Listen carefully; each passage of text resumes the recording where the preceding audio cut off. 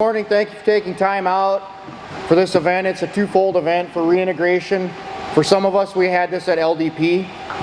We talk at the leader level, and reintegration is an important topic. Chaplain's going to have some words to say, but part of it is get thinking about it when you go from here back to home or wherever it is you're moving on to next. Eventually, you are going to have to reconnect with the world that we all left, and that's kind of the central theme here. It's a unique experience for everyone, and communication is key.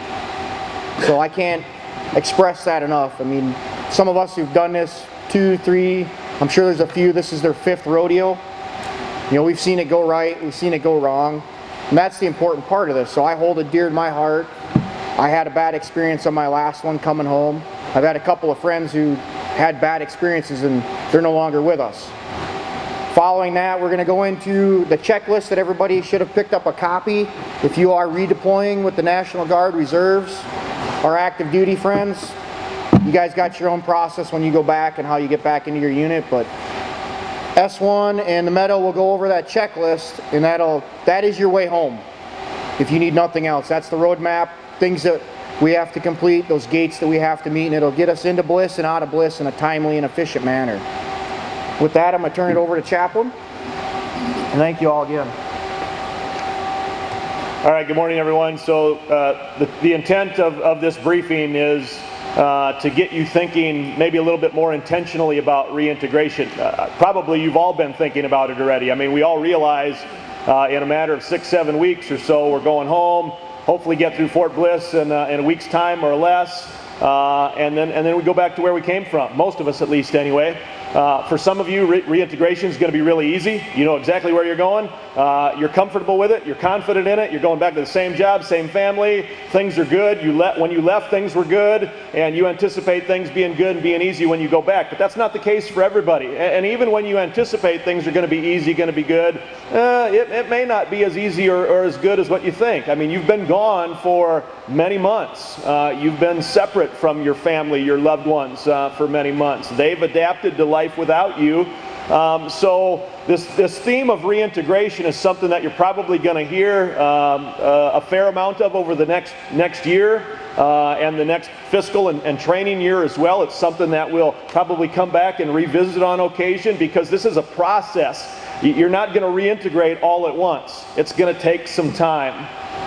For some of you, you have some serious and legitimate concerns about this. You don't know what you're going back to. You're not sure where you're going to live. You're not sure who your employer is going to be, what job you're going to have. And some of you may be left in some messy situations, and you're concerned about entering back into those. And is it going to work well? Is it going to happen?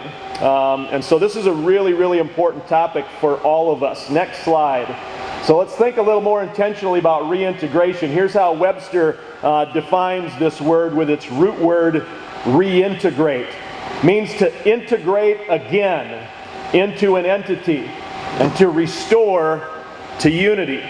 Next slide. Here's a couple questions for you to be thinking about if you haven't thought about these already. What are some of the entities that we will integrate into again? Let's name them. Family. Work. Friends. Other social spheres. Anything else? Those are probably the big 3. School, education, right? There are others, right? All of these entities, your spouse or your significant other, your family, perhaps your children, your home, your employer, your education, your friends, your social sphere. You're integrating back into these again. And again, for some of you, you're excited for this. It'll be easy, it'll be good, it'll be natural. But for some, maybe it will be challenging. Maybe it'll be difficult. Let's face it. We are less than 1% of our nation's population that currently wear the uniform. The majority of people in your community, wherever you live, have no idea what it's like to wear the uniform, let alone to deploy in uniform. They have no clue. They can only conceptualize what it might be like. And even for what we would call, with this deployment, an easy deployment, I'm not sure there is an easy deployment. It's never easy to leave your family, your friends, your community, your job for several months, nearly a year, and then try to re-enter into that back again. So think intentionally about some of these entities that you will integrate back into again. Second question, what will it take to be restored to unity within the various entities of our lives? Let's name some. What's it going to take to enter back into a space of unity and cooperation and working well? What's it going to take to restore unity as you integrate back into these various entities? What's it going to take? Time. It's going to take time. Absolutely. It's not going to happen immediately. It's not going to happen overnight. It's going to take time, and along with that time is going to probably require some patience on your part and some patience upon those entities that you're integrating back into, and hopefully they grant you that patience. Hopefully you grant them that patience as well. Where there's mutual recognition, this is going to take time. What else is it going to take? Flexibility. Flexibility. Another really good word. Be flexible. Right? You may have a certain concept or idea as how this reintegration is going to go. It may not go exactly the way that you intend it to. It's going to take being intentional, having a plan, right? Don't just go rogue on this reintegration thing and, okay, whatever happens, happens. Have a plan, right? Be intentional. Take advantage of the many tools and resources that are available to you, and they are many. They are many, not within our organization, but beyond our organization. There's tools, there's resources in your community. I mean, where you're from, at least those of us from Iowa, and that's perhaps most of us, Iowa's an extremely service member and veteran-friendly state for the most part. Would you agree? I mean, absolutely. People will generally bend over backwards to try to help and assist, but you've got to reach out to those tools, those helps, those resources. So I think these are a couple really, really important questions for you to be thinking about in the coming weeks and months as we all together, not alone, together, we try to reintegrate. And as we start drilling again in October, this theme will, yellow ribbon events formally, but then informally, we're going to bring this theme up again and again on occasion. How's it going? And, lean on each other. Hold each other accountable to try to reintegrate well. Next slide. Colonel Soltz showed this in LDP, so some of you have seen this already, but just a way to be thinking about reintegration and the stress of deployment, from pre-mob to deployment to redeployment, and then of course to reintegration. We named some of these already, entities that we reintegrate back into: home, family, friends, pets. I've got a yellow lab I can't wait to see. Work, civilian, Army.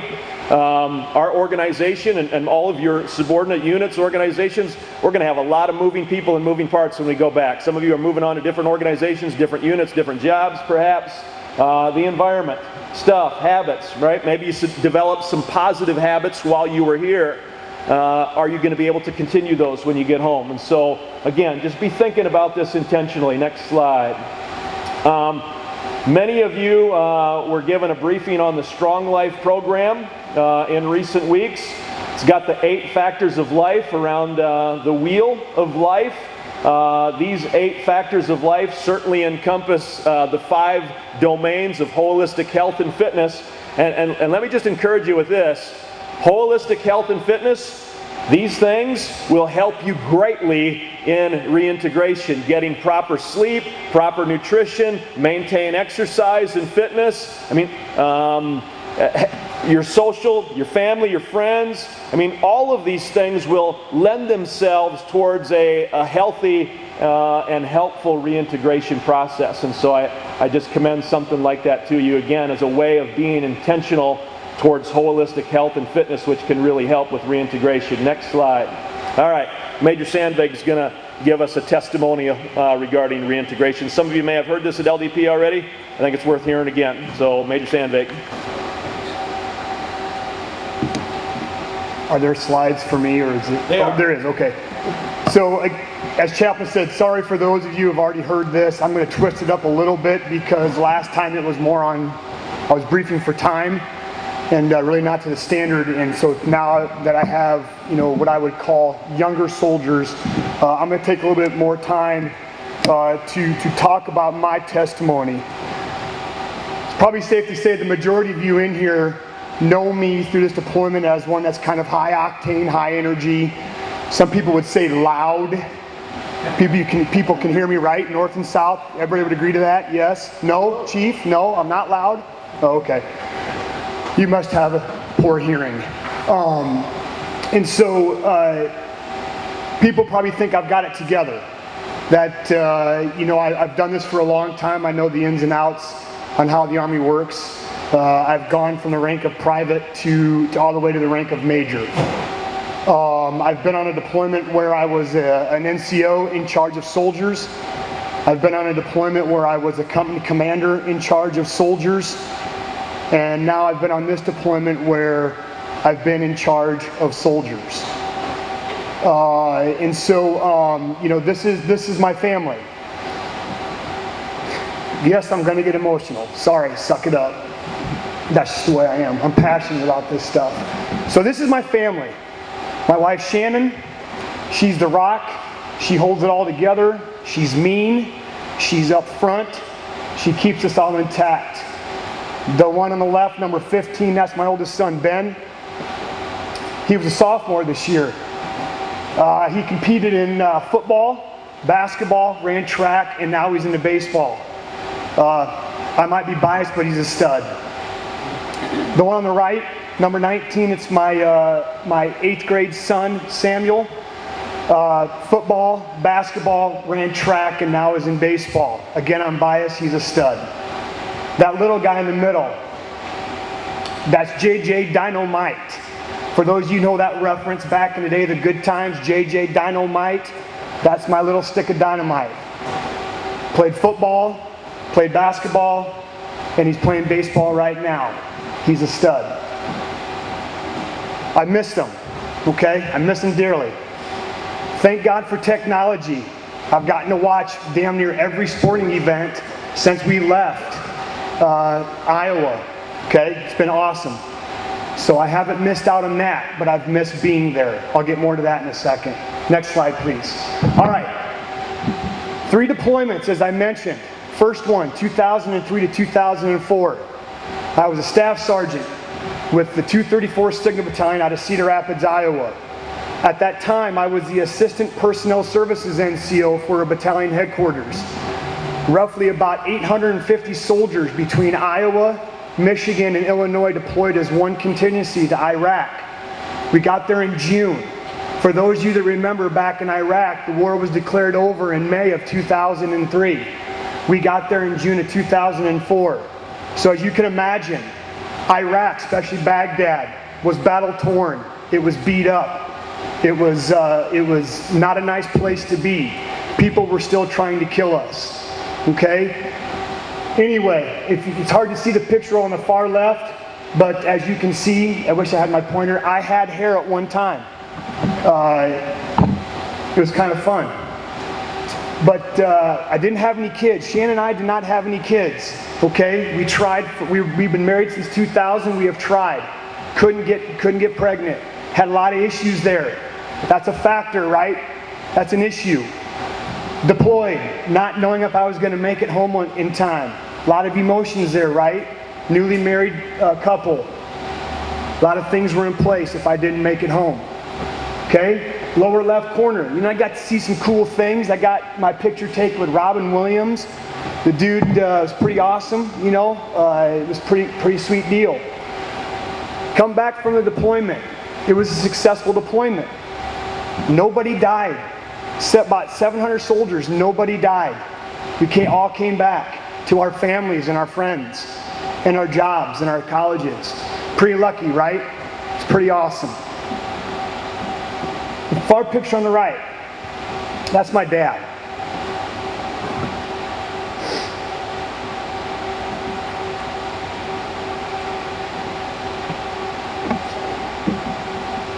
+30 year veteran in the United States Army Reserves, CW4 Wayne Sandvig.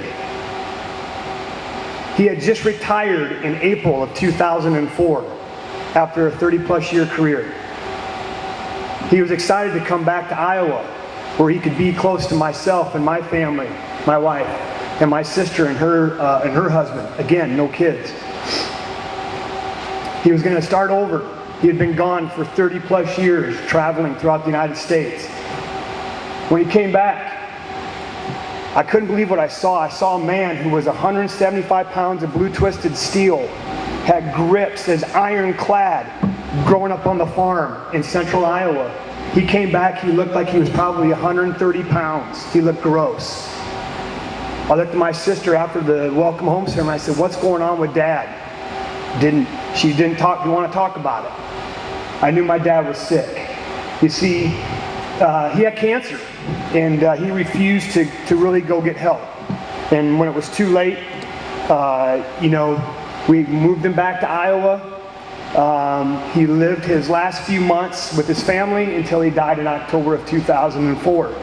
So as you can see, that's hard. You're coming back, you're thinking everything's great, and it's all up in the uproar. Okay? The night that we found out my dad was sick, Shannon and I conceived that cute little baby. Benjamin Wayne Sandvig. Next slide. So as I said, right, challenges are there. Challenges are there. You have to deal with that stuff. Actually, if you could go back, please, I'm sorry. For the next, 2, 3, 4 years, I struggled. I struggled hard.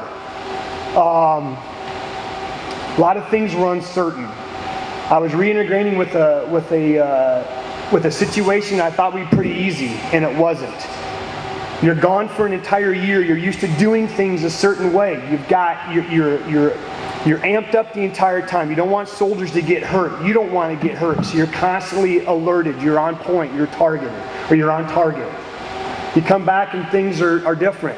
You want to make up for lost time in that year, don't you? You want to party.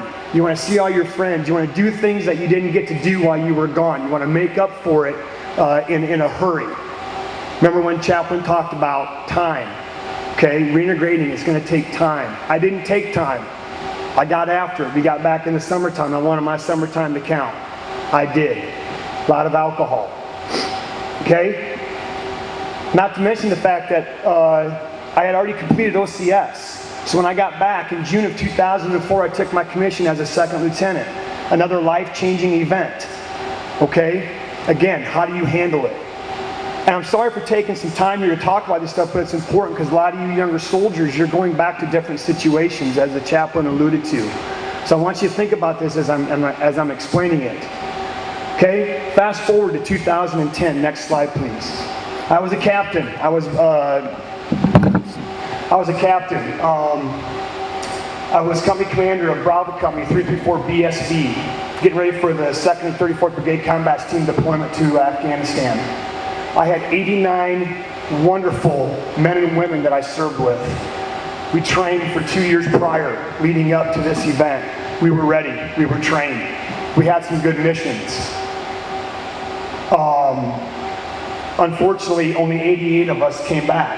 See, we suffered a KIA. Below that is Sergeant First Class Terry Pasker from Lisbon, Iowa. KIA, 9 July 2011. It's coming up. The anniversary. I didn't take it well. I handled it very poorly because it was my decision to send Sergeant Terry Pasker to a different location than from where we were at, which we were considered a pretty safe location at Bagram Airfield.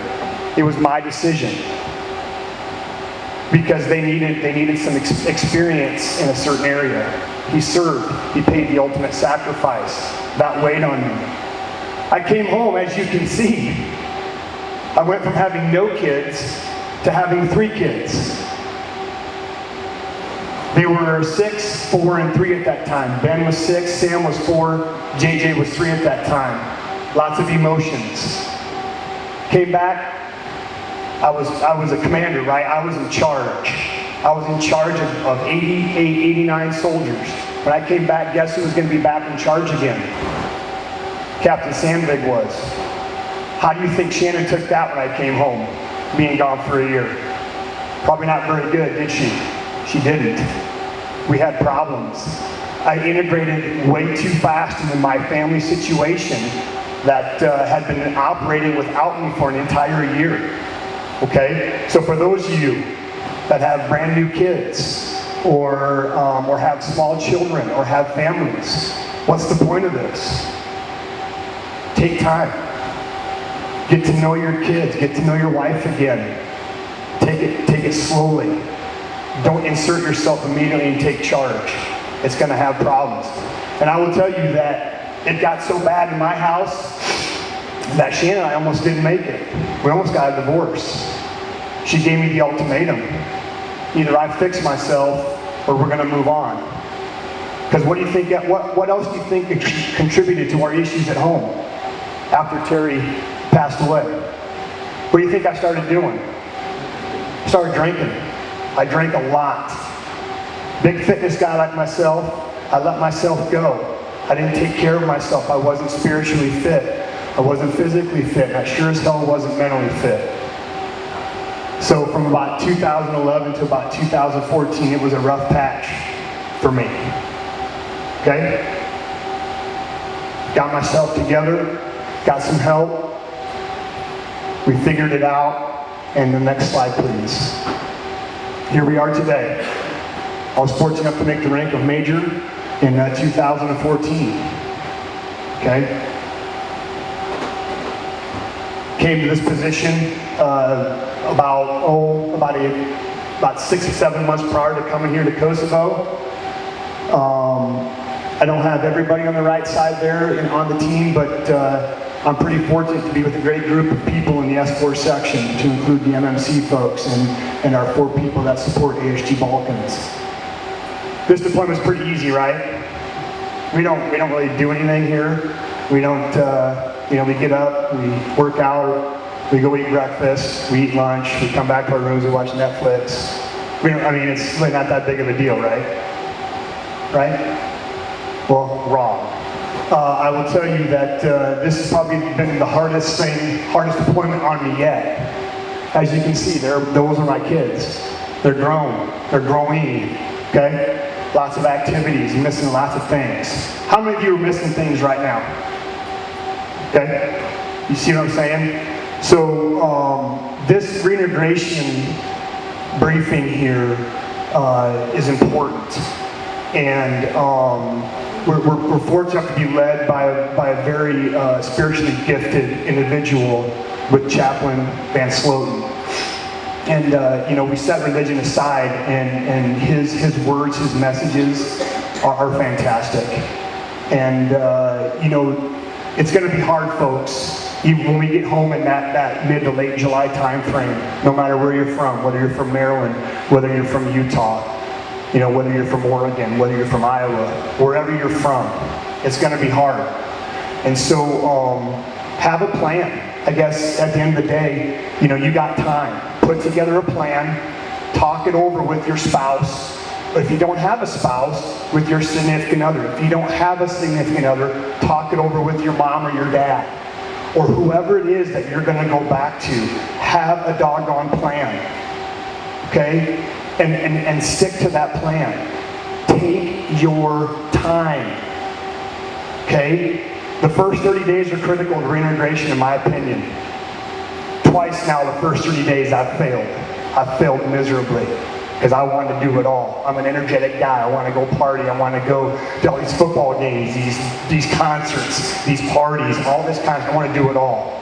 Well, guess what I want to do this time? I just want to go home. It's that simple, okay? So take my words for what they're worth. Understand that you've got plenty of time to catch up to what you've missed, okay? And, I am available anytime from here on out. If you want to talk to me at all about, when you go back home and some of the things that I can get deeper. I can get a lot deeper, trust me. And I'm here for anybody here. And so I'm not going to apologize for taking more than 10 minutes, Captain Mathewitz. But, I appreciate everything that everybody's done for us here. And God bless. And let's have some fun the rest of the time we're here, huh?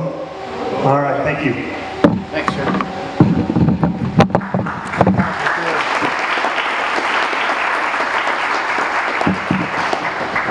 Thanks, sir. Hey, next slide.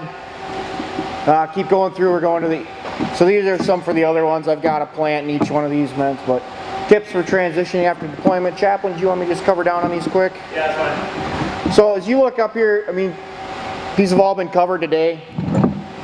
You know, nothing special in there. We talk about being patient, don't overbook yourself, communicate. That's probably the biggest takeaway that you can get out of this is open, candid communication, start to finish.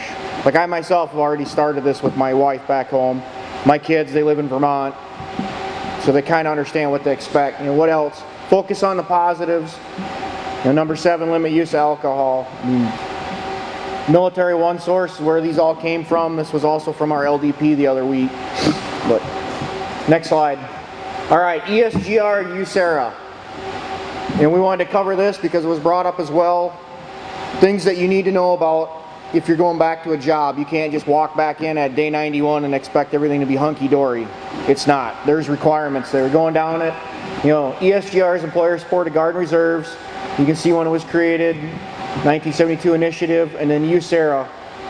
I don't remember what it stands for, but Uniform Services Employment and Reemployment Rights Act. check. Another one of those great protection assets that we have, but bottom line, it minimizes disruption for both the service member and the employer and prohibits discrimination. It's not a guaranteed blanket, hey, you're safe from everything, but it's there to help you. It's a resource. All right, next slide. So who's eligible? You can read through that. Anybody on this deployment, you're eligible for coverage and some protections underneath it. You can see the list there. Military training, active duty, funeral honors, so on and so forth. And these are all going to be available. Next slide. All right, prior notice to service. You need to tell your boss, hey, I got to go serve. Don't spring it on them that morning. That's not going to end well. As a hiring manager for the U.S. Army Corps Engineers, I had a guy that deployed with 2 of the 147 a couple years ago. He let me know 6 months in advance because that's when he got his orders. Of course, I sat in his shoes before, so I understood it. Next slide. All right, deadline of return. Depends on duration of service. As you can see, it fits in there. If you were a late mober, you might fall into that 31 to 180 day category.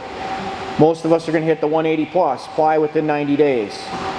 Bottom line, if you haven't talked to your employer by now to give them a heads up, you're probably late. I'm just going to say that. You're late. Don't wait till you get back and you're a month in and living your best life trying to catch up and call your boss. They care. They want to know what you're doing. Next slide. All right, documentation upon return. This will be based on your employer. Get with your human resources individuals, they'll let you know. I have different ones as a U.S. Army civilian versus somebody else who is their own, you know, maybe you're your own boss, maybe you work for a private entity, small firm. Some of the things, they are going to want your 214 copies of your orders.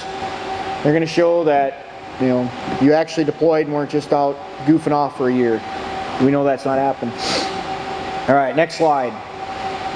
Here's some representatives. Sergeant Kratz did a great job, put all this stuff together for us. I know it may not hit everybody here, but these are the states that are represented. So again, this is all available. You can Google ESGR and find all this too if you want, but that's all I've got on this part unless anybody has any questions really quick. I'm not a rep who knows a lot about this. All right, next slide. And then some more reintegration resources, Chaplain. I know you can't see the details of this slide well, but how many of you recognize this form? Some of you. This is going to get emailed to you, especially if you're from Iowa. This is the Iowa National Guard resource sheet. This is every resource within the Iowa National Guard Warrior and Family Services branch. And there are some tremendous people and resources and programs on this sheet. I would highly, highly encourage you when you get this via email to print this thing, put it on your refrigerator when you get home. You are a phone call away from all kinds of tremendous people, resources, and tools available for you. The people on this list, and I'll actually be the second from the top in the middle column in about 30 days upon getting home. I'm a civilian contractor. I'm a support coordinator for Army Survivor Outreach Services. I've got the privilege to serve family members of deceased soldiers, and a tremendous, wonderful group of people.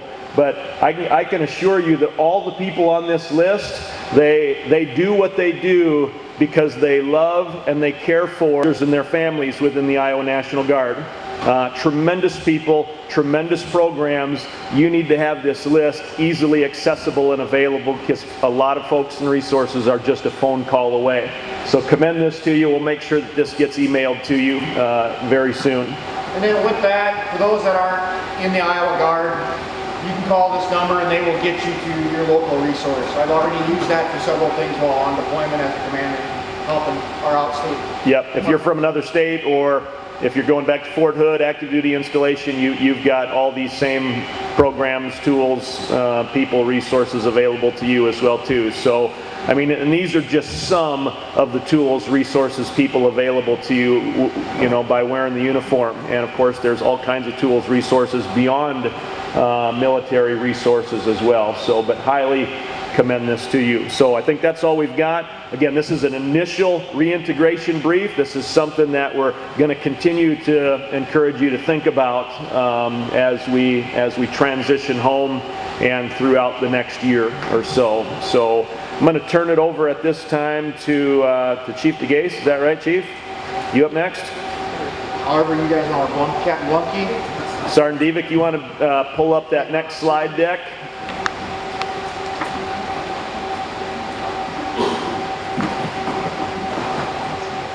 Hey, good morning, everyone. I'm Captain Blumke. I'm the Medical Operations Officer for RC East. I'm going to talk through some of the medical requirements for redeployment here. Next slide, please.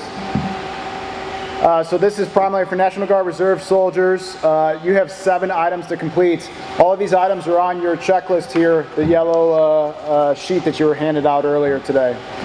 So there's a TB screening, an animal bite questionnaire. You have 4 forms that I'm going to go into a little detail here, and then there's a dental routing slip.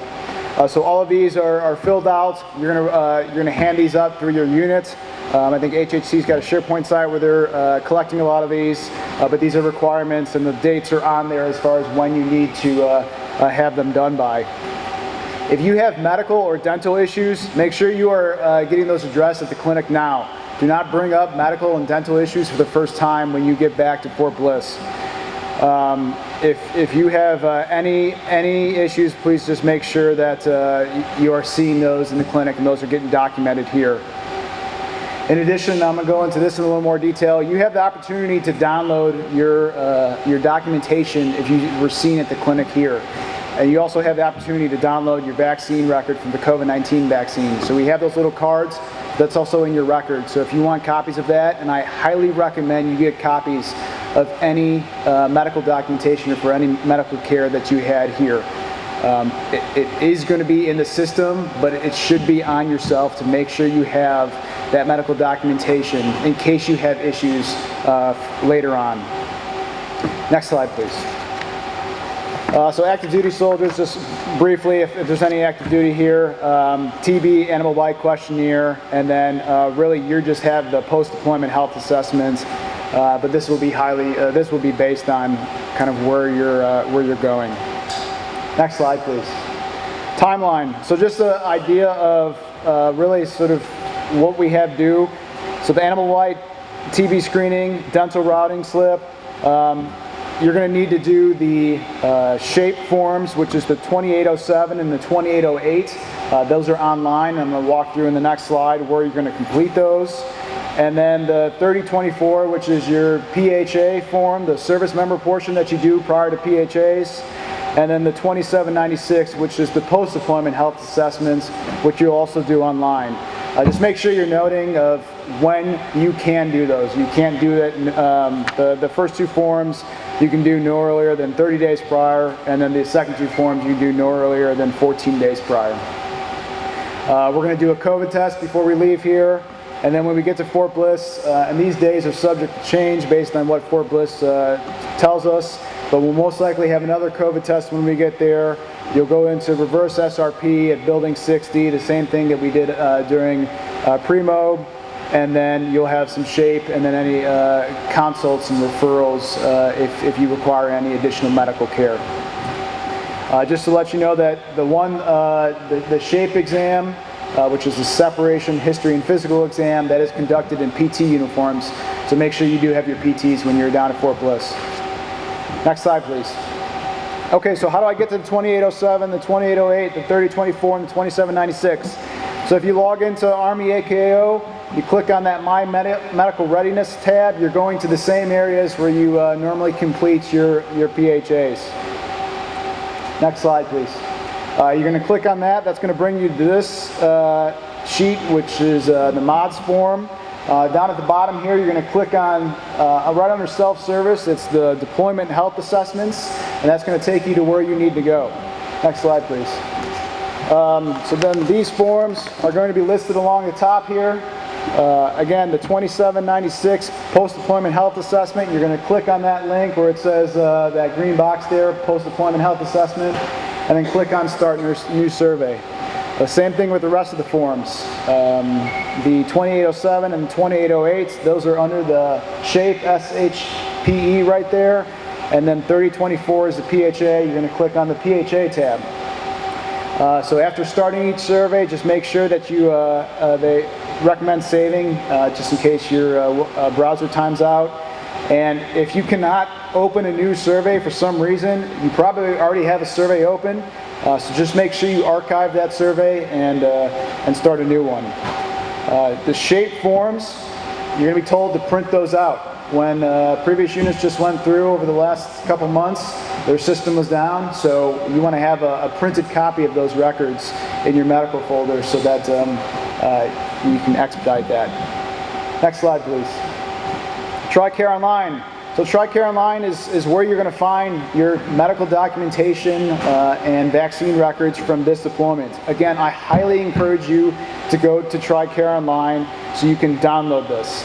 When you log into this, you're going to see this screen with this circle here. Click on Health Record, and then the next slide, go back one. The next screenshot, you can download all of your care. Again, download it all so that you have that care, that documentation, just in case something were to happen later on down the line. Yeah, one more slide, please. Next slide. All right, so probably the most important slide, so medical care post-deployment. So while at Bliss, you're going to be required to contact TRICARE to transition back to your home of record. This must be completed by 30 July.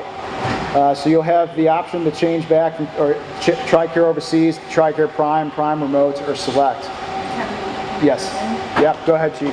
I just want to add for everybody that this is a critical step for you to go out and transition from TRICARE Overseas to TRICARE regular in the state side. If you don't do that, you will have issues when you go to the doctor at home. So again, those numbers are there. We're going to make sure this presentation is sent out to you. The second point is TAMP, so the Transitional Assistance Management Program. So that provides you 180 days of transitional health care to National Guard and Reserve soldiers and their families separating from active duty for more than 30 consecutive days. So you are covered under this medical benefit as active duty you are covered under this medical benefit, and the rules for that beneficiary category do apply to you for deductibles, cost shares, and co-payments. So that begins on the first day after your active duty service ends. So you can view that eligibility on MilConnect. So again, just make sure you understand that you do have that coverage for 180 days after you are done here. In addition, certain soldiers we've identified for LODs. If you believe you've incurred or aggravated an injury while on service here, make sure you are contacting your unit so that can be put into the system. Again, you're going to have your documentation, but if you've had an injury here, contact your unit so we can get that LOD uploaded and make sure that that documentation is there for future injuries.